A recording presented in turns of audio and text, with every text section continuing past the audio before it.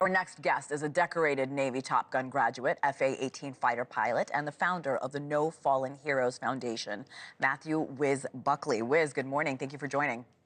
Good morning, Hannah. Thanks for having me. Let's begin with that Alaska flight that killed 10 people, one of the deadliest crashes in Alaska in 25 years. Coast Guard released a photo, and I just want to explain this to our viewers about the rescue efforts. You see the wreckage of the plane?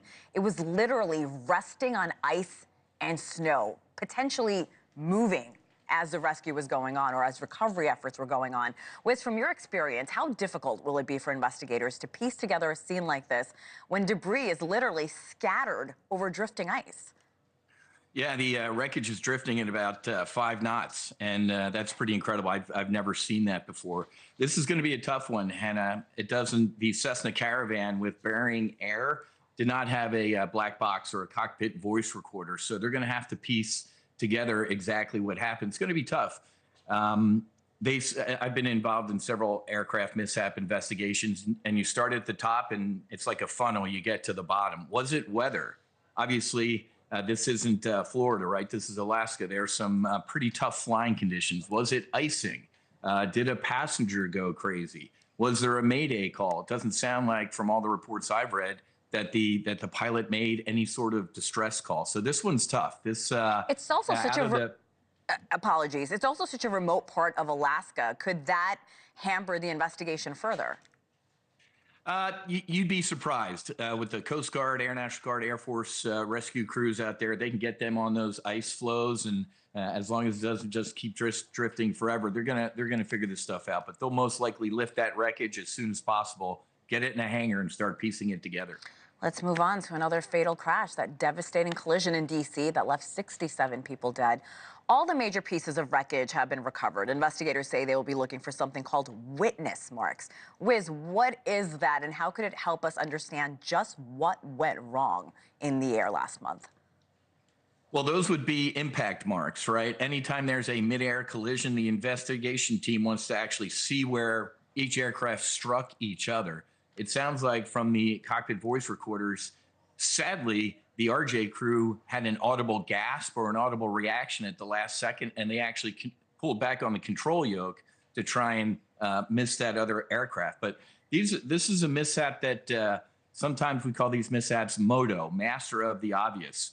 You're not supposed to hit anything, right? So there's 3 strikes in this mishap. The first one, Pat 25, the Army helo, was supposed to be hugging the eastern shore of the Potomac. Okay. They weren't.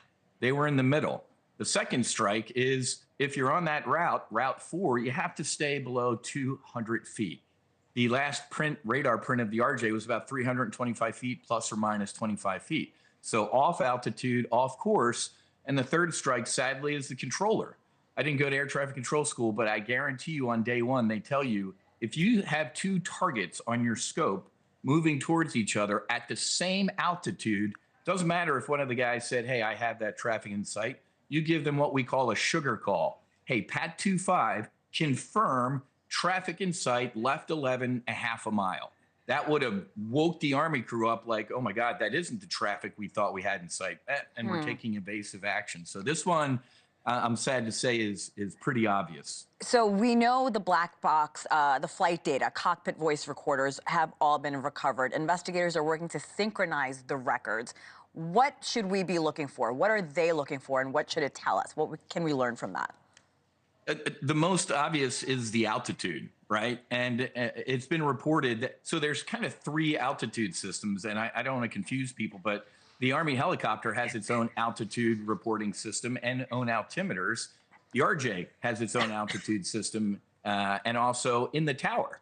When the radar you see out at the airport is sweeping around, it gets a radar hit, it feeds it into the tower. So there's plus or minus tolerances in all of that. And when we're dealing with literally feet in this issue that caused the mishap, anybody who's off altitude a little bit is in the wrong here. The RJ crew, God rest their soul, they had gear down, flaps down, landing checklist complete, looking at the runway environment. In their mind, they are singularly focused. Sadly, it sounds like the Army crew, who they put their boots on, their flight suits on that morning to serve their country.